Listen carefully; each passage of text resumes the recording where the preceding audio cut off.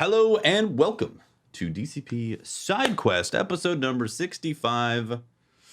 What edition is this? The Whoa Briar's Back edition. Briar's back. Briar is intact as well. Yeah. I made it. I made it through a vacation. I didn't set anything on fire. It went pretty well. Congratulations. How was your vacation, Briar? Did you do anything awesome. fun? We did. We took a couple of road trips. Me and the wife both took a vacation at the same time. Like that's how we planned it. It was basically how she could get time off. So we took a couple of road trips. We went hiking. I went golfing with some old friends and barbecue. And it was just so fun just to be with people. We tried to stay socially distanced as best we could, you know, and I think we were pretty successful. I haven't gotten the cough yet. So hopefully we're okay.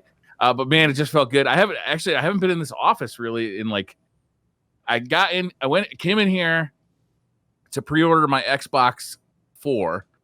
And did you? That was what, Tuesday? Did you actually get a pre-order done?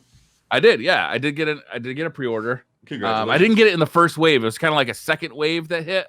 Okay. And I got the second wave. And then I left the office. I haven't really been in here since. Until today, when I better make sure everything's still working. Who knows what Windows has done to my computers? True. True. The desk behind you looks quite barren. It's like, where's the usual flashing lights? Yeah, there was not much going on in the office. I didn't even have the air conditioner on in here. I just kind of just turned off the lights and walked away. And I played a couple of games. Like I played Final Fantasy 15, didn't like it. Played Nier Automata, didn't like it. And then just walked away from the consoles too. Fair enough. I was just like, I'm gonna go do something else. We did some yard work or something. It was just nice to spend some time with my wife. You know, for people who live together, it's like it's just nice to like spend an entire day together every once in a while or multiple days in a row. So even though it was like a staycation, just man, it felt good. I feel really refreshed actually. Yeah. The not going into your office and doing different stuff is the important part. Yeah. Right? Yeah. Completely cut it all off. Yeah. You don't even want to think about it. You just want to do something totally different. Yeah. I was excited to get the Xbox Series X because like they're starting to send those things out to like reviewers and stuff, and we're starting to see some of the cool stuff.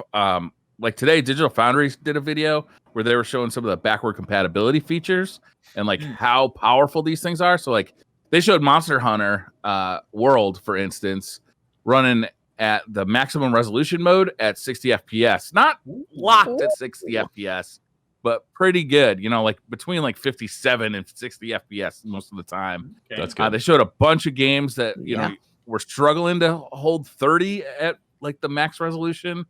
Running at 60. They showed some games running like just straight up locked at 60. It was pretty impressive. It's nice to know that there's going to be a tangible upgrade to even the games you own. Yeah. You know, like Final Fantasy 15. If I had liked that, I would be playing more on the Xbox Series X, but I'm not going to because I didn't like it. The combat is you hold a button down. I was like, are you kidding me? That's the combat? You just hold the button down. And like occasionally you hit block. What about the bromance, man? Were you not into the bromance? What about the car drive? You don't even drive the car. You just get in it and it drives. Yeah. What about? And you got to stay on the road the whole time. What about the delicious meals that were being cooked for you? It was not my style. I'm sure other people like it just fine. For me, it was 3 hours of like, this is just not my thing. Did you fish, Briar? Because I did fish. I caught a fish. I fed it to a cat. I thought that was kind of cute. Wait, in the game or IRL during your vacation? In the game. Okay. Briar was like, caught a fish, fed to cat, nearly hooked me there. Everything else, terrible. I was mad because once I caught the fish, the cat refused the fish, wanted cooked fish. So it was like, this is just a stupid side quest where I feed a cat, but I got to do like 3 more steps. Are you kidding me? And I was getting kind of frustrated right there. Got to be all and natural. You can't drive at night. Like, ugh.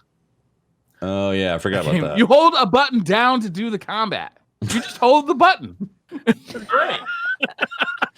I'm sure there was more to it than holding the button, but maybe I'm misremembering. Yeah, I'm pretty sure there was more to it, but I do distinctively remember thinking Final Fantasy VII Combat, the new one, is like just miles better than all the other stuff. The that's 7 out. remake? Yeah, the 7 remake combat is fantastic. And I 7 remake is awesome. I felt like 15 had like elements, you know, there was like inspiration taken from 15 to put into 7. Yeah. Yeah. I'm sure you guys talked about 16, like the reveal last week while I was gone, right? Yeah. But that looked really good. Like I'm looking forward to seeing that. I hope that the combat is more like 7 remake than it is 15 because 15 was abysmal. The fact that the DMC combat designer is working on that, I think it's going to be some good combat. Yeah, that does make me excited. I'm a fan of DMC. Yeah, quick recap. So last week, the whole Bethesda thing went down. ZeniMax, Briar, give us your 2-minute synopsis of how you feel about Xbox consuming all platforms, all publishers now, hoovering it all. I'm a little concerned about it, honestly. Like that is a huge company. ZeniMax owns Bethesda, which is a big publisher themselves. id, which is, it's a notable publisher for sure, a notable game maker, right? They own exactly. They own a couple of Japanese studios. Like it just is like this huge chunk that not immediately is going to be, Xbox only, but in the future probably will be like Microsoft platforms only, meaning Windows and Xbox. And that's concerning. Like that's a huge chunk of, the gaming space that's now going to be exclusive to Microsoft consoles. Mm-hmm. And that's a bummer if you're a PlayStation gamer, right? If you're coming into the next generation thinking, which of these consoles am I going to buy? I love God of War, but I also love, Fallout. Then that decision just got a lot harder. It's kind of a bummer. Yeah. What if the secret long-term play, right, is Microsoft want to buy up all the studios and then they go to Sony and they're like, so you want to put Game Pass on your PlayStation? Give us a load of money. I don't see Sony ever letting that happen. Can you imagine? No. Like, I can't imagine it. Like, I can see Nintendo doing it before I see Sony doing it for some reason. Yeah. That seems super far-fetched to me. Yeah. Sony would probably be like, we quit before that happens. They'll be like, that's the maximum honor. Like, no. You can take your Game Pass and you can shove it up your ass, Microsoft. How about you? How you like that? Like, it's fine. We will just be the console with a few exclusives. That's it. I have seen some people say that they don't think that it's going to go full exclusive to Microsoft with like the new stuff that's coming out, like the Starfield and future Elder Scrolls and all that. And we don't know, obviously. Well, why did they buy them then? Yeah, exactly. Like we don't know for sure. They haven't said 100% that the future stuff is going to be exclusive to Xbox and like Windows PC type of thing. But why would you spend $7+ billion to then spread it everywhere? Like, yeah. Also, Microsoft doesn't have the best reputation about keeping companies that they've acquired open. That's true. Yeah. That is true. During the Don Matrick days, they just shut everything down, like everything. And like it's taken many years for them to rebuild kind of their, is that called second party?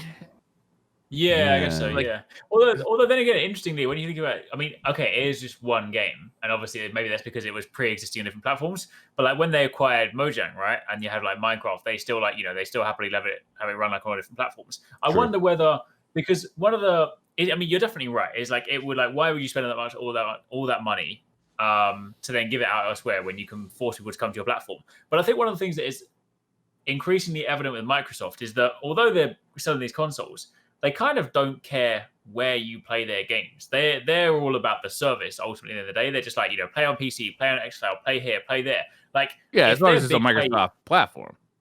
Yeah, I mean, I mean, definitely. But I do wonder whether their big play is basically just to be like the name where everything almost kind of goes through them. Like, they could even get to the point where they're like, all right, you know what, you want Starfield on PlayStation? That's fine, you can have it, but we're going to take like a chunky cut of all your sales. Because we are basically like the foundation of all games. Like maybe that's what they're playing. Maybe they just want to be like That's what scares me right there. Right? It's like I don't want to get into a situation in gaming that like we're at with like the internet where Google and Amazon control everything, and if you want to do anything, you got to go through that. Like It's I like there to be companies out there that aren't connected to like the major corporations, like Bethesda wasn't always doing great by the gamer. That's for damn sure. Don't get me wrong. Like I'm not a fan of, some of the moves they've made in the recent past, but it's just scary to see like these corporations just get bigger and bigger and bigger. And like, there's no room outside of those corporations to be like independent anymore. Well, there's still a lot of independent studios. There are, but they're small. Like it used to be that there were like, big ones. There still are big ones. EA, Activision, Ubisoft, but like now there's just one less of those. Right? All three of those are like, right. Maybe they do. A lot of rumors have been like Sega is going to get bought by Microsoft, and I'm like, I've seen that. I saw that. Yeah, I saw that conspiracy theory. That's really they released a blue controller. So everybody's like, Sega. Yeah, true. And then Sega put out a photo the other day with like a load of green drinks, and they were like, Xbox. Green Xbox. Yeah, could be happening. Blue Sega. Yeah, it's fascinating discussion. But I mean, like, Sony has been doing a lot of this also, but not in that same way. But they've been acquiring or building exclusives for their studios, or I mean, the studios to build these exclusives and basically treat that business model like that, where if you want to play these games, you got to buy into this ecosystem or this platform. It's effective. It's very effective, right? It's basically made them the leaders because of how consistent they are. And I think it would be foolish to think that Microsoft doesn't realize that and want at least part of that. And so if they can grab some big titles, they're probably thinking, well, hey, we have some big titles now. Are you going to complain about no games? Because we got these now, or these franchises. Microsoft really just be like, hey, listen, we're struggling to make games ourselves, so we're just going to buy everybody, and then nobody can say anything. I was going to buy all these beloved games that people adore, and then be like, oh, it's only on this platform now. Which we don't know. Again, we don't know if that's going to be the case. They might actually. How long till we get a new Bethesda or id game? Because id just released Doom Eternal this year, so it's going to be a while for them. How long till we get a new Bethesda game? Like, well, so we have stuff coming out, but they're keeping on to that like PlayStation exclusivity deals, or the deal that they had with the ones that were in place, right? Yeah, exactly. So I don't know how long it will be until we have like a game that is created from this after this acquisition, right? A Bethesda game that is created after Xbox has acquired it, and there's no contract set up at all. So I don't know. It might be a while till we see something. Yeah. I am really excited for the Xbox. I mean, the thing looks super powerful. I did get the pre-order for it. I was watching some of the videos on it today, and goddamn, the thing looks ultra powerful. Like, I can't believe I'm gonna have that kind of power in a console. Like, that thing is really looking good. Yeah. It's looking tasty. But you know what? The question is, though, the real competitor got announced the other day. What about the Amazon Luna? So I saw this, but I don't know anything about it. What is this thing? Is this another Google Stadia? This is another Stadia. Amazon, like, hey, we're gonna come and play and join the cloud gaming system. Their infrastructure seems to be better than like Google Stadia, because they're not making you buy the games and have a subscription. I think like by getting a subscription, you get the games. So it makes sense. But I'm just smart. like, but I'm just like, we've been here. I mean, their controller also just looks like a direct ripoff of the Nintendo Switch Pro controller. But I'm just like, how many companies, especially like, I mean, powerful companies, obviously like Amazon's got like their infrastructure in place, so maybe they think they can kind of do it better. But so many companies have realized that like, there's more to cloud gaming than just like your side of it. Like, all your users still can't use all this stuff, and it's just like, I feel like every year there just needs to be a new Stadia. We've had Stadia, we had OnLive, we had like another one, but Amazon Luna is their foray into the console market. That's pretty funny. Amazon comes, guys, we've been working on this really cool thing. It's very cool. And then Tefty's like, that's very funny. It is. Have they announced any kind of Twitch interactivity? Like, is there going to be any kind of like tie-in with Twitch on this thing? That would be cool. That'd be cool. Someone's got to do something unique instead of just you get it free with your Amazon Prime membership.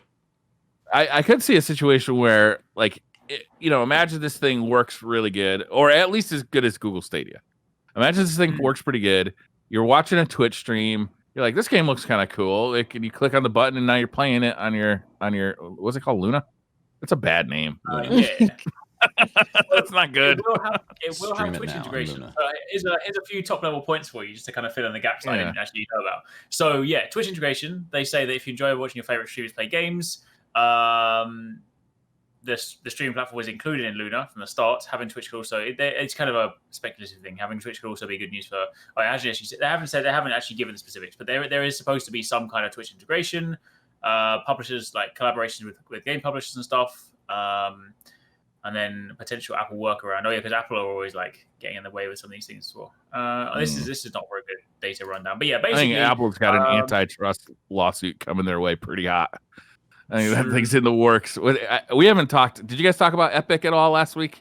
Actually, no. Apple's dust up with Epic. No, because that I think that's actually a pretty far-reaching thing because they have the App Store and they won't let Epic have microtransactions in Fortnite on the Apple Store or on Apple devices. So Epic went and said, "Well, fuck that," and they put them in there anyway. Apple took the game off of the Apple Store, and Epic immediately sued. They clearly had this ready to go, right? And now Epic has taken all of their developing licenses away from Epic in general. And there's a lawsuit brewing, and it's gonna be one of those things where we're hearing all of the dirt nitty gritty because all that stuff's gonna be made public. We're gonna hear all of it, and like I don't know, how do you guys feel about that? Like, should Epic be allowed to sell their microtransactions on the Apple Store? Apple Store wants them to put a 30% cut in for Apple, but like, how much money is there to go around? Just to clarify, what they're trying to do is circumvent the Apple Store to have their own microtransactions in their game, right? Mm-hmm. You'll still get the game through the Apple Store, which is free. Right. But then you buy the microtransactions directly in the game, no cut goes toward Apple. There you go. That's the issue. So it's always been stated that any microtransactions they want going through the Apple Store. So yeah. Like, that's nothing new right there. But they make certain exceptions. Like, Amazon doesn't have to do that if you buy stuff on the Amazon app. Right. Yeah. So yeah, there's things. It basically it's due for like a microscope to say what exactly works in 2020 right now for this. And Epic was like, let's kickstart this bonfire. Yeah. It reminds me a lot when they accidentally put crossplay into Fortnite. Mm-hmm. And Sony's like, accidentally. Yeah, accidentally. You mean it does work just like that? No way. Yeah. There was an actual switch, a button that you flipped. It can't be done. Impossible. Yeah. I don't know. I don't know enough about the legal ins and outs to really speculate. I just know that like that policy has been Apple's policy for a long time. And yeah, you're right. Like the Amazon thing, there's gray area now, and again, it needs to be reevaluated. Yeah, I think what's actually interesting about this is not if Fortnite gets microtransactions on the Apple Store. Like, I don't really give a shit. Yeah, but there's like a ton of apps that. You know, they have to give up 30% of their profits to Apple when they're not making that much money, you know? Mm-hmm. And like, what's Apple really doing to get those profits? All they're doing is like hosting the file. Yeah. You know, you don't get any advertising, you don't get anything like that. Yeah. So it's not just games, but you know, it's this whole economy that's grown in the last 10 years. And you know, Apple and Google are taking these huge cuts out of it because there's no other place to go. Yep. Yeah. Yeah, exactly. Tell me about cartoon boobies. Watch. Yeah, I was gonna say cartoon anime waifus, right? Oh, what a glorious time it has been. So Genshin Impact is a Chinese developed game from a Chinese company. You can play it in 4 languages: Japanese, Korean, Chinese, and English. And it's an open world RPG. It's completely free. The catch is, I don't even know if you can really call it a catch, but the catch is it's free. Yes.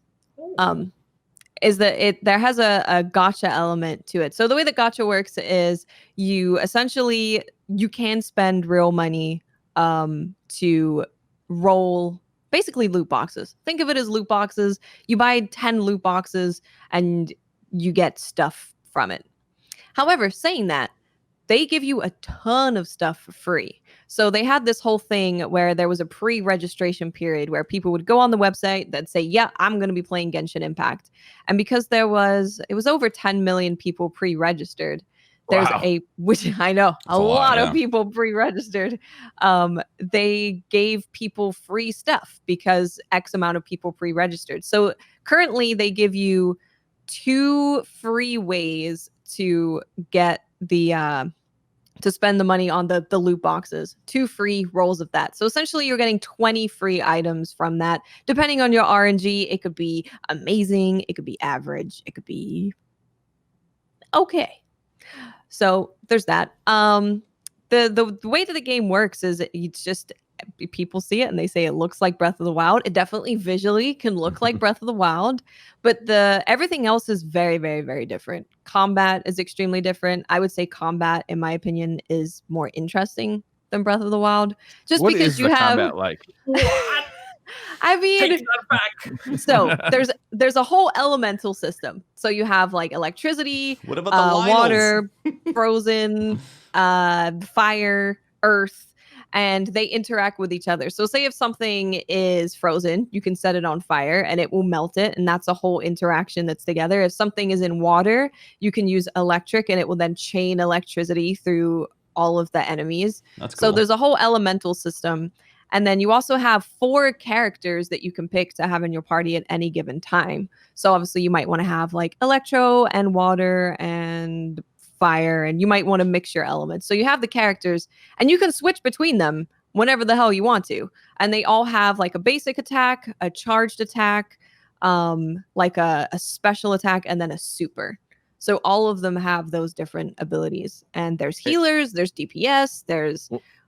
When you switch between them, they just like pop in and out of existence, right? They pop in and out. Yep. Yeah, it was kind of funny. I was trying to figure out what was going on when I was watching you play it last night. I'm like, oh, it's just like boop. Yeah, you just throw down an ability from one character, switch to another character, throw that ability down. And the really cool thing is like if you have like you put a character that puts a shield down, if you switch characters, that shield will remain on the character you switch to. So there's really cool things that you can do where there's one character, for example, that will create a shield based on the element that a character uses. So you can do the shield, switch to a fire character, get a fire shield, and then if you're fighting fire enemies, you take like no damage. So how there's many characters really do you cool have kind of in rotation at once? 4. And there's currently 24 characters that you can play with. Do you level each one up? Yes. Cool. So yes. When you get a character, because the gacha is the characters you get, right? You can unlock them through gameplay. There's last night I played for about 5 hours and I ended up with, for free, like 7 characters, I think. But does it when you kind of like, because if I think about kind of normal gacha games, because I haven't played this much of it, is there like a 5-star version of a character and like a 3-star version of a character? Or can you level up? Oh, there's not. Okay. If a character is a 5-star, they just are a 5-star. So 5-star is the best. Then you have 4-star, 3-star. But if a character, so if I get like Susie, she's not necessarily the last Susie I'm gonna get. Like I can get other Susies. It's almost like a gun that might have different stats to it. No. So there's the character that drops, it's going to be the same star. So if there's a 5-star Susie's a 5-star. She only comes as 5-star. You do not get a 4-star Susie. So if you get her, you know that you have the 5-star. If you get like say you get another Susie, she'll be the exact same Susie, but then you can use her to level up your Susie. So like one Susie eats the other one to level up. Yes. Yeah. Exactly. This game does sound like you'd like it. 5-star Susie. Yeah. So there's characters that you can get just through the gacha, but then there are a lot that you get through gameplay. So right now there's a character that you can do a dungeon, and if you do that dungeon, you get to unlock her. So they kind of rotate these special events where it's like you can do a dungeon and get this character. It lasts for a week, and then they'll rotate it and add something else. The dungeon lasts for a week, or the character? The character. Oh, the rewards from that dungeon. Okay, gotcha. Is there loot per character that you adjust as well, or is it only leveling system? Oh yeah. So each of them will have a weapon. There's like a great sword weapon, a normal sword, a book, which is like a spellcaster. So there's different weapons. Each character is tied to that specific weapon. But they all play very differently. And the way that you're going to be leveling up your character and customizing them is there's things called artifacts. And artifacts will have like basic attack, defense, HP, and then they'll also have set bonuses attached to them. So if you get the set bonus for an artifact, maybe it gives you plus 1,000 HP. So there's artifacts that you can really create builds, because there's characters. Say there's this character that I got recently who is adorable and I love her very much. But she heals your party, and she heals based on her attack rating. So you just want to pump as much attack into her as possible. So all of the artifacts you're going to want to have plus attack for her. How do they make money? Like that. Through you wanting to get more waifus more faster. Okay, so how do I do that? Like, how's that like work? You can choose to swipe your credit card, and then you get currency, and then you can just spend it on you just buy more characters. So you can earn them in game, or you can buy them.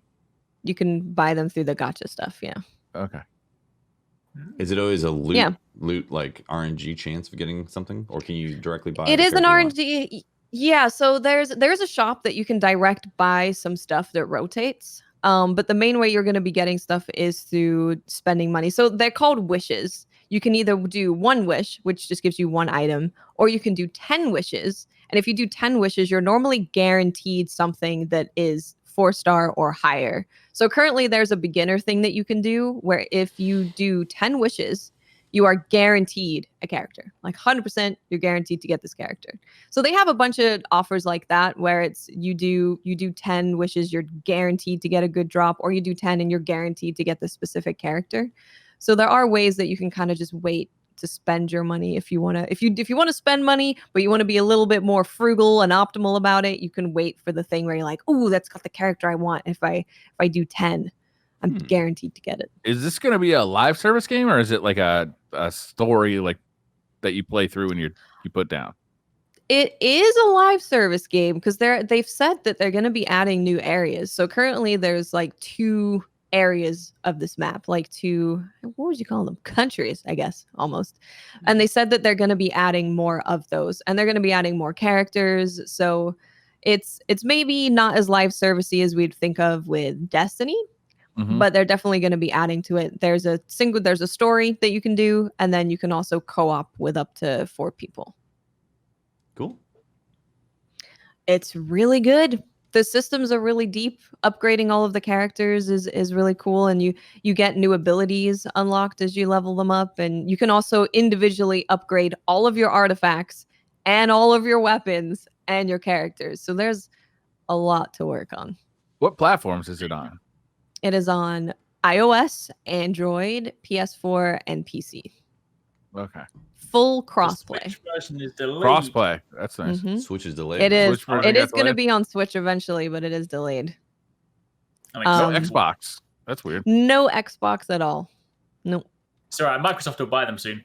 Yeah. That's right. They're like, well, you won't give it to us? We'll buy our way in. And the game has so much voice acting. It's actually kind of astounding. Like every character you come into contact with, for the most part, is fully voice acted, which is really amazing, and voice acted fully in 4 different languages. Wow, that's got to be expensive. They are really like. I'm curious on like how much this game would cost you, like playing through it. You know, like. Well, you can probably play it for free, right? It's like if you've got enough patience and time. You can definitely play it for free. The only info that I have is that there's someone who has 700 hours in the beta, and all of the betas is just like the full game, and he did not spend a single dime. and he has beaten everything. He's done everything. And he's on level 3. No, you really do not need to spend money, but it's the characters are so well designed and well voice acted, and all of them are super cool that there's 100% going to be people that are like, I want that character right now. I'm going to spend $20 and see if I can get it. Is there what else are there for microtransactions? Are there costumes, weapons? That's it at the moment. They do. I think they are bringing in costumes for the individual characters. So at that point, you're probably going to be paying for that. It seems pretty reasonable, right? It's pretty reasonable. Like they gave you a bunch of free stuff. You got to level 10, and they gave you enough to do 10 of those wishes to get stuff. They give you a free 4-star weapon when you reach level 10. There's a bunch of stuff. So you get the weapons through the loot boxes as well? Through the world or the loot boxes. Yeah. Okay. So it's generally pretty reasonable. So I kind of came to the conclusion. I played for about 5 or 6 hours last night, and I was like, you know what? I would be totally fine giving them the money that I would spend on a full release game. Like if I bought this game for $40, $60, I'm fine giving them that money. Mm-hmm. Is there a battle pass? There's something about a battle pass that unlocks later on, but I'm not there yet, so I don't know a ton about it. And there's no monthly fee. It's just there's no monthly fee, but however, you can choose to pay $5 a month, and they will give you stuff every day for you to use in the gacha thing. So if you play every single day for a month, it's 100% worth it. If you don't play, then it's probably not worth it because you need to log in every day. That's how they get you. Got to log in. Yeah, login rewards. But if you're just playing every day, it's totally worth it. It's a good cost for it. Cool. But no, it is not pay to win in any capacity. It's pay to be impatient. If you really want to get something really fast, you can pay and get it faster. That's kind of how Warframe is. Pay to be impatient. Yeah. My favorite type. Yeah. It's not pay to win. I just want to spend some money because I don't want to grind. It's like they're targeting my weaknesses. It's true. Yeah, those games are the worst when it's literally like, oh yeah, this will take 48 hours to build, or you can spend £10. Like, get the credit card out, I'm ready to go. Yeah, it's really fun. Combat is really fun. The story is really good. There's so much voice acting, which is phenomenal. There's so much to do in the world. You get like daily missions that you can go and do, which give you rewards. You've got an adventure book, which is like upgrade a weapon to level 10, or go unlock a teleportation shrine, and that gives you a bunch of stuff. So there's always things that you can be doing if there's hidden things in the world to explore and get. How big is the world? There's just so much to do. It's pretty big. I heard that I think if you take the main road from one side of the map to the other, it takes 20 minutes to walk it. Wow. And they're expanding that? Is it one biome right now, and it's going to get expanded to different biomes later? Two, I believe. Okay. Yeah. Because there's a different city that I've never made it to. There's a whole different city that I haven't got to yet.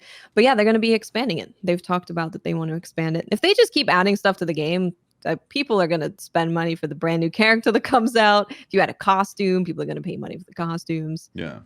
But the things that they offer for free is, if you don't want to spend any money, it's just a solid story game that has a bunch of questing to do, side quests, main quests. You can play with your friends. You can get a bunch of cool weapons and characters. It's really good. Sounds cool. I'm definitely going to be checking it out. It's a good game. Yeah. It's really good. Yeah, I'm playing it. I'm like, this game is free. Now, you said it's cross-play, but not cross-save. So, like, it's cross-save. Can you load it up on your mobile phone and then do a long gaming session on the PS4 or PC? PS4, no. So the mobile and PC is cross-save and cross-play. That's the one then. PS4 is not cross-save. Because think about it. Your daily login bonus, you've open up your phone, log into Genshin Impact, get your daily bonus, bounce, and you're going to play for a couple hours, jump on the PC. There you go. Exactly. Yeah, it's works really well for that. Or maybe you just want to hop in and manage your inventory on your phone. You do a stream, maybe you don't want to go through the entire inventory on stream, and you're like, I'll just do it before bed. There you go. It's perfect for that. God, I wish Destiny had that. that'd be nice. Oh, Dismantle yeah, I know. stuff on Being my able to- phone. Be like, yeah, get rid I would of that, love to that, dismantle stuff. Yeah, Yeah. I think I'm probably gonna play it on PC then. So then, Yes. if I do get hooked and like do the $5 a month subscription thing and do the daily login on the phone. That Yeah, is and a it's, bummer though that it's not coming to Xbox and it's not cross save on PS4. PlayStation. Hopefully, it will be on the Switch because it'd be nice Hopefully. to play console Oh like on your yeah. TV. Imagine Oh yeah. that. If we Have get that, cross save on the Switch, that'll be amazing. that'd be That's the what I'm play. waiting for. The definitive version on the best The console. definitive version. That's what I'm waiting for. You know. It's just like it Very looked hard. on an iPhone 5, Whoa, but now it's 3 times as big. exactly. And I can play it in the toilet. Love it. Oh, and controller works perfectly. Any controller works perfectly on PC as well. Yeah, probably with the. I would imagine it would with the mobile too, right? Yeah. Oh, There's those- people who are playing on an iPad using a controller, and Yeah. they're like, "This is great." Damn, Yeah, I could do that. Try Mhm. that out. yeah. You right? can hook up PlayStation and Xbox controllers to Uh-huh. iPads and Android devices now, Mhm. which is super nice if Yeah. you're playing a mobile game.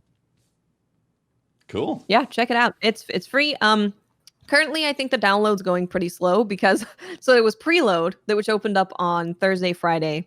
It launched on Sunday night for us on the West Coast of the US or the East Coast. So preload was super fast. It took me like 15 minutes, if Damn. that. And then now people are like, it's taken 7 hours. Because Oh, Wow. I think what happened is people heard about the game all at the same time. They're like, wait, everyone's talking about this game. What is it? Wait, it's free? I'm going to go download it. So the download servers are just getting absolutely destroyed. crap. But the Yeah. game server is perfect. Really? Not a single hiccup, nothing bad at all. Really? It's been perfect. That's amazing because like normally these kind of games when like there's that much excitement, like day one Yeah. is just a Yeah. nightmare. yeah, that's the word I'm looking for. Yeah. It's like a limited release. They're just limited in by downloads. Right. True. Is it on Steam or Maybe is that's it how on they're its own doing it. client on PC? It has its own client. Okay. Yeah. You just have to download it from the Genshin Impact website. Which is Chinese. No. It's not a Chinese developer? I thought you Oh, said it's it a was. Chinese developer. Yeah.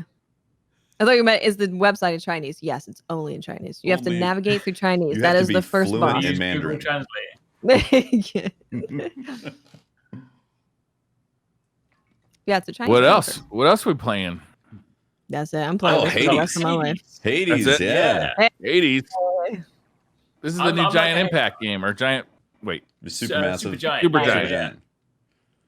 Yeah, because I remember like I'm still very much at the beginning, so Jeff, I think you'll probably be better starts to speak about that. But like I picked it up the other day because I had a few friends talking about it, and I remember seeing it because I think it was in like beta earlier in the year, right? Because I remember people were like streaming it earlier in the Mhm. year, and I was knowing it was coming to Switch, I was like I want to wait for it. Finally picked up this weekend.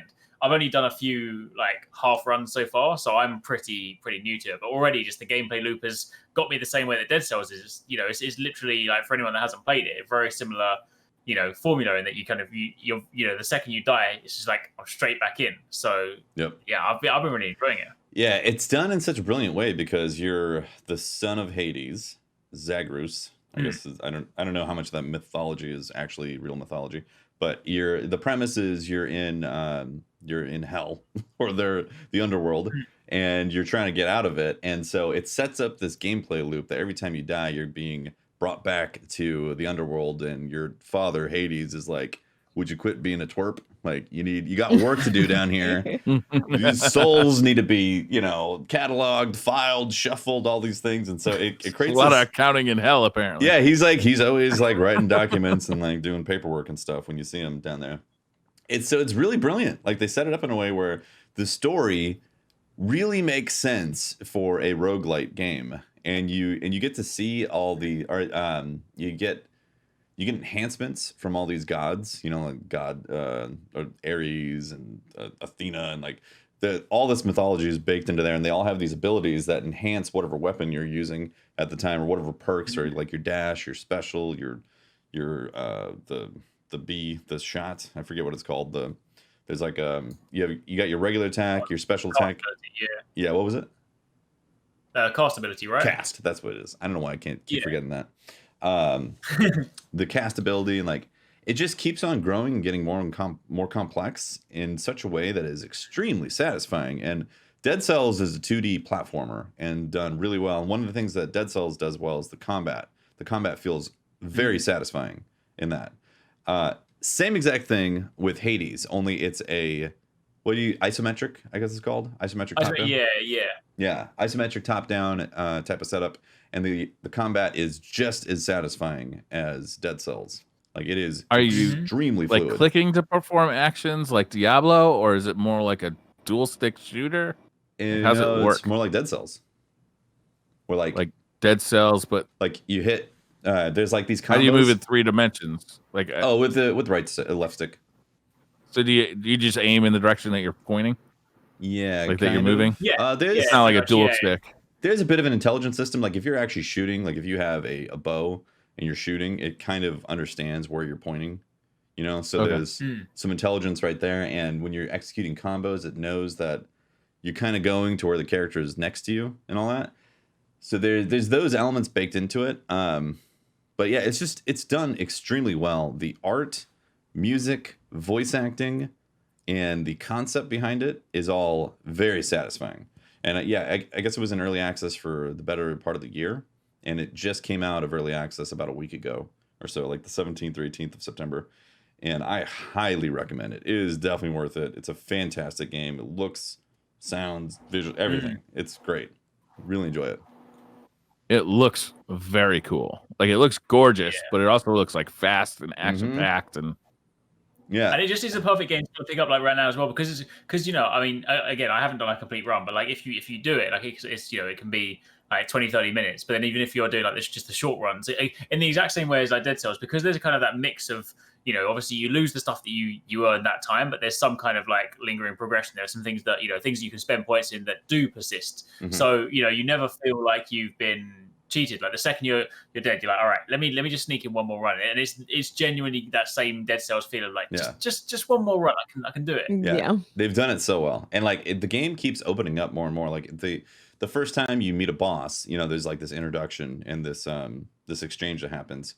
And then sometimes you'll see those bosses in like the common area and have a discussion about how they were kicking your ass or whatever, or like you kicked their ass.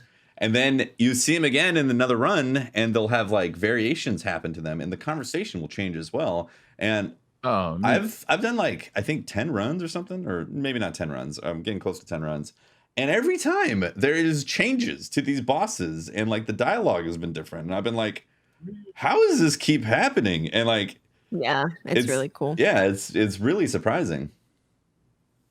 So I really like the art. It's so good. Yeah, it's such a beautiful game. Like Supergiant are just like they've got that style. They've got that unique style to them, right? Like Bastion, Transistor. They all have that kind of look to them. I do love that style. Like Transistor's one that I missed as well. But yeah, Hades is. I'm really. What's the the one thing that I haven't quite worked out yet, because I was kind of skimming through the other day. I've only done a few runs. But what's the purpose of like upgrading the home base? Because you know the guy that's next to Hades, like the contractor. Upgrade. Yeah. So the contractor, you can unlock perks that happen in your runs. Like for instance, a fountain in a certain level, they'll randomly show up. Like you can unlock that happening in your runs now. So then you can have like a because you know it's all randomly generated or procedurally generated, not randomly generated. It's a procedural generation type of run thing that happens with this. So once you start unlocking those upgrades, you'll get like money from breaking pots. You'll get the fountain. I haven't fully unlocked everything, but those things start progressing as you get the as you get going on there. Uncle Raph in chat says on 30 runs and still getting different dialogue. This is crazy. I mean, that's nuts. When you meet a new god, the other gods that you'll meet throughout the gameplay of like going through the levels will be like, oh, so I see you met so and so. Well, watch out about their blah blah blah, and I'll be like, really? I didn't know I was gonna suddenly talk to Zeus, and Zeus was gonna say this about whoever. Like, it's really surprising. Wow, that's amazing. Yeah, it's cool. It's highly polished, and unfortunately, it's on console right now. Hopefully soon you can get it on PS4 or Xbox and Yeah, so this is coming to Steam and Epic and Nintendo eShop. Yeah, so it's there now. Steam and Epic and Nintendo Shop, but not on the other consoles. And I don't know why. Yeah. Maybe they're just going straight to PS5, Xbox 4. That's possible. They're also a small company, so maybe they didn't have the resources to develop for Xbox and PlayStation at the same time. So maybe they're making sure this goes smoothly to then have a big launch on the other platforms. Xbox is going to buy them. Xbox is in the process of acquiring everything. And then it will be on Game Pass. There you go. It's already on the definitive console, so it's fine. It doesn't really need to go anywhere else, to be honest. On the Switch. I like playing those games on Switch for sure. Yeah. I played a lot of Dead Cells on Switch. Yeah. Yeah, I kind of wonder, is this getting like a retail release? Oh, I bet they'll do like a limited run. I need to check them actually. Yeah. They often do that, and then I miss it, and I'm like, no. So if you're looking for a game that you can sink your teeth in and have like these short runs where there'd be like 30 minutes to 2 hours for a run, this is so well done. It is phenomenal. I love it. I also really like these type of games. This looks good. Yeah, these type of games I really enjoy playing. But in fact, I like playing these games offline a lot, quite a bit.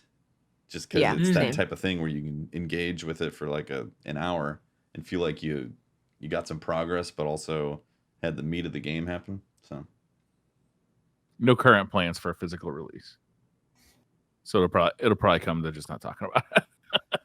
Yeah. Aries is probably right. True. Aries. We'll see. Yeah. So anything else happen? Anything else we want to talk about this week? Yeah. There was a TGS stream, and they showed first gameplay of Monster Hunter Rise, like actual gameplay with HUD, and like 40 minutes of gameplay. Wow. Oh, this game was so good.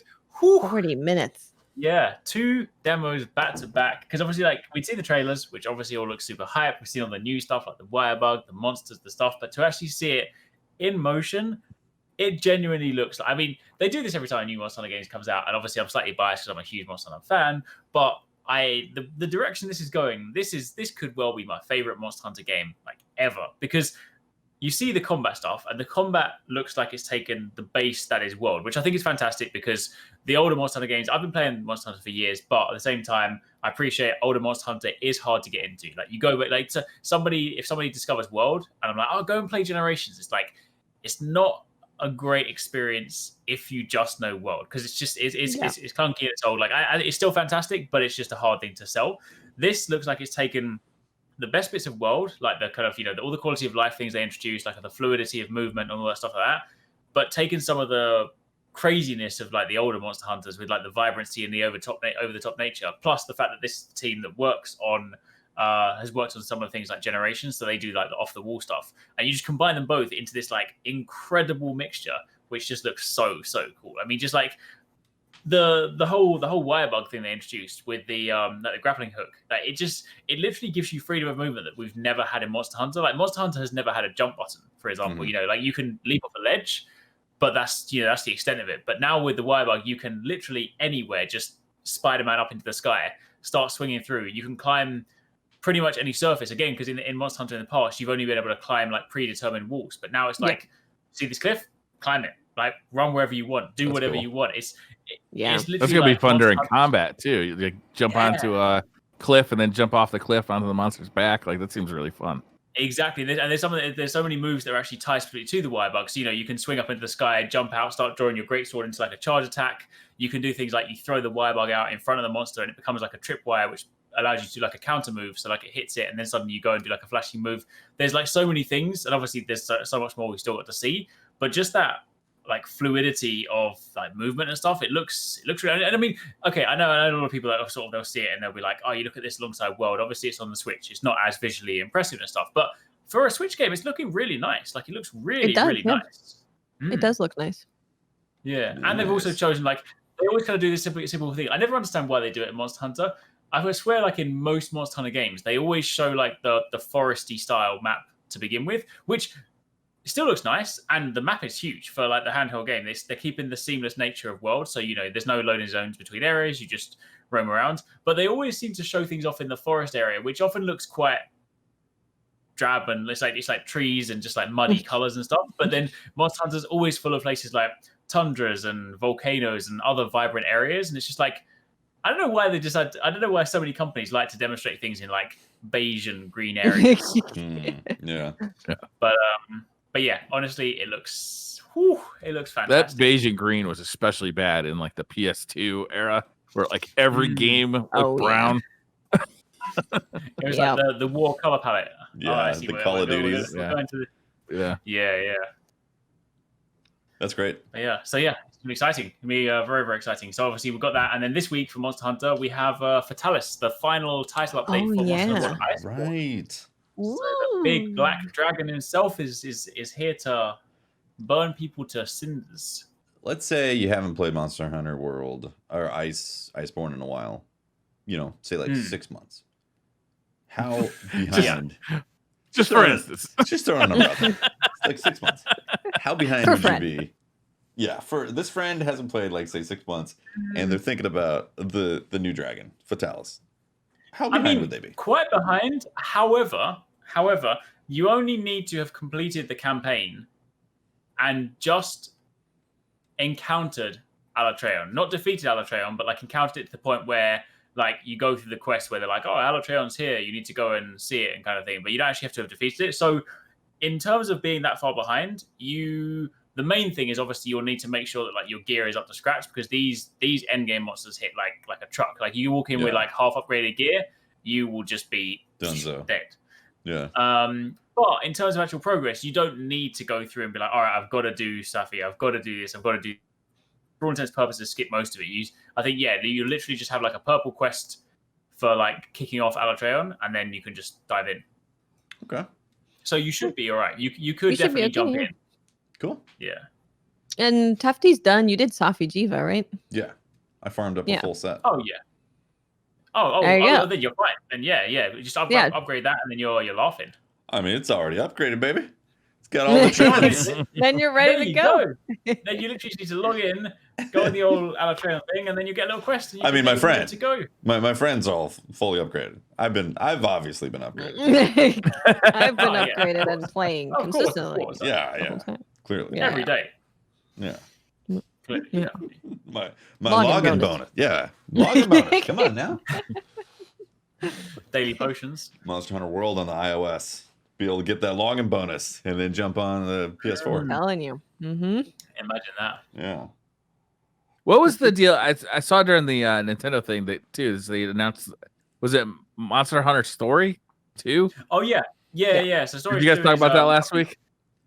Yeah, a little bit. There wasn't as much because that one they're kind of keeping like a lot lighter because that's further out. Because obviously Rise is 26th of March. Stories is just summer 2021. But I mean, I'm super excited for that because like it was interesting like to see that come out of the announcement. I honestly didn't see it happening because I never thought that Stories 1 sold that well, so I wouldn't have seen it as being like a huge success for Capcom. I loved it. It was a fantastic game. It's so it is a game. It's not like a movie or something. I didn't know at all what it was. Is it? Yeah. Is it like a Monster Hunter game, or is it somehow different because it's a story game? Yeah, it's different. So Stories is for the best comparison is Stories is like Monster Hunter meets Pokemon. So you go out into the world and you play as like a monster rider instead, and you have like a little stone on you, and then you can basically go around. You can find monster eggs which you can hatch into monsters, and you then whenever you go into battles, it's turn-based battles, and you fight alongside a monster.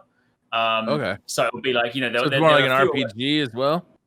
Yes. Yeah. Combat works around like a little kind of rock, paper, scissors system. And then, when you can attack as your hunter and also as your monster. But the monsters are like the prime thing in the kind of combat. Like your hunters all like have basic attacks, but the monsters have got like some over the top, like anime, just stupid, crazy powers. And it was really cool. Like you still had like the underlying systems. Like you could still go through and hunt monsters, make some armor, make some weapons. There aren't like the 14 weapons. There's only like 4 in Stories. But then you kind of go through there, and obviously there's like a story. There is genuinely a story with it, like a full-on RPG style story. And Stories 1 was really, really cool. Like genuinely really enjoyed it. And they released it for anyone that missed it. They released it afterwards or re-released it on iOS. and it plays really well. Plays really, Where really did well. it come out on originally? 3DS. Oh, so I was kind of hoping they were going to like re-release it on Switch, but then they were like, "We'll just announce stories too." So yeah, I mean, we've seen no gameplay for it. We haven't seen anything else like that. But the understanding, the impression is that it's the underlying foundation of stories is still there. So yeah, definitely a good one to get into. Cool. I was curious about that because it wasn't something I was familiar with, but it definitely looked different than what I was used to from seeing Monster Hunter. But it looked cool. Yeah. Nice. I keep asking you guys because I missed last week. Did you guys talk about Mario All-Stars 3D World, whatever it's called? Not much. I don't think so. No, I picked it up. But I haven't played it yet. It's real good. Yeah. Yeah, I've been playing it a little bit on the go, and I gotta say, man, it's really good. It's a little bit disappointing that they didn't do more with Mario 64, like stretch it out to be widescreen and upres because it's only 720p, not 1080p like the other two titles.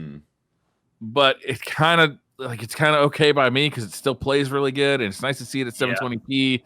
It's nice to play it on the go on the Switch. It's the first version that I think we've ever had officially, anyway, that actually plays well on the go. And it's a really nice package. It's a little expensive for what it is, 3 re-releases. What is it cost? And $60, and it includes Galaxy, Sunshine, and 64. But man, 64 looks and plays great. Mario Sunshine is unfortunately not a good game, but Galaxy is still amazing. Wait, sorry, I beg your pardon. And it looks great at 1080p. Like and you can control it with the Joy-Cons, which is really nice. Galaxy, I think, is like it might be my favorite. Well, it's hard to say. It's a really great game. It was a hell of a comeback after the shit show that was Sunshine too. Are we gonna let this pass? Listen, I actually really enjoyed Sunshine. I did. Sunshine is one of the best games ever. I know it gets hate, but like I enjoyed it. It was a fun Mario. Remember, Briar also hates Nier Automata. Okay. And Doom Eternal. He said Doom Eternal was boring. And Final Fantasy 15. He's like, that Doom Eternal game. What a snooze You hold fest. down one button. Like I'm just waiting for combat to be over at this point. How can you hate Sunshine?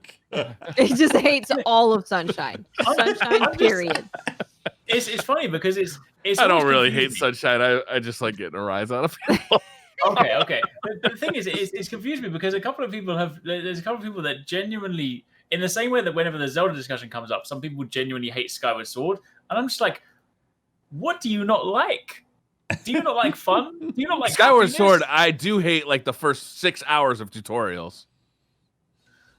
That's fair. But other than that, I like the game. Yeah, but that first 6 hours is kind of rough. That's funny. Yeah, I actually might buy that. The Marios. Well, get it quick because it's going. They're saying they're not going to sell it after like March something. Oh yeah, you never buy it ever again. Limited time digital copy. Limited time digital. Yeah. It's real weird, but it's a thing. Yeah. Why would they do that? This is the Disney Vault. Create hype. They want to hit those numbers for the end of the year. I don't know. Oh my god. Be like, are you gonna make me get a ROM? Download a ROM? No, that's the funny thing. I would never do that. Like, it was like 3 weeks ago that the PC, like somebody had basically like created Mario 64 on the PC, like natively running on a PC with full. I remember that. 4K, and like it runs awesome. It looks awesome, and of course, Nintendo's lawyers put the kibosh on that immediately. But like 3 weeks later, they released this, and it's not widescreen, and it runs at 720p, and silly. It's still good. It's a little disappointing. Like if you could, the last time they used the All Stars name is when they redid Super Mario Brothers 1, 2, and 3 for the Super Nintendo, and like they completely rebuilt the games from the ground up for the Super Nintendo. That's the last time they used those words, All Stars. So people got. This got leaked a long time ago too that they were making this, so people got their hopes up. Yeah. You know, we know how that is. Oh yeah, we know. We know how that goes. But it's a nice package. It's a little expensive, but it's fun. This game's Super Mario 64 is still a damn fun game. Yeah, I bet. Yeah. Also, Super Mario and so Galaxy. Dude, Galaxy was fantastic. I was disappointed that Galaxy 2 wasn't on there. That's a little weird that they didn't put that on there. Like that completes the set for those Mario Galaxies. Yeah, I agree.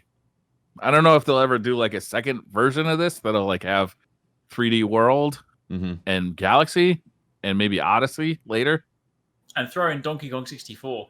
Because Donkey Kong is great. I love Donkey Kong. But Donkey Kong 64 specifically. Donkey Kong is a narc. No, but Donkey Kong 64 is like the best Mario 64 game. It's great. It's better than Mario 64. I've said it. Controversial topic. Wow. Donkey Kong 64. There have been many opinions today that may have got everyone to stop listening to us. when I was younger, right? That is almost as controversial as your stance on Jar Jar Binks.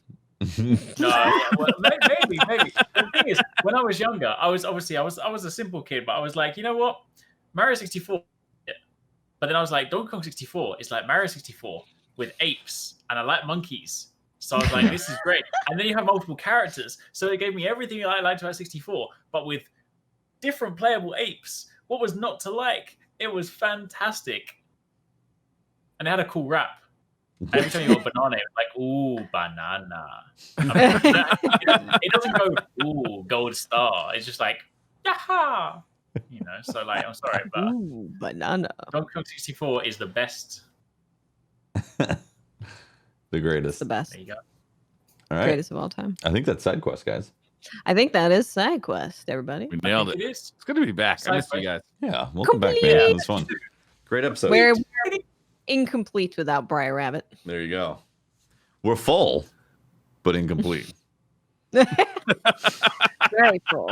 You sons of bitches. You said you wake me, didn't you?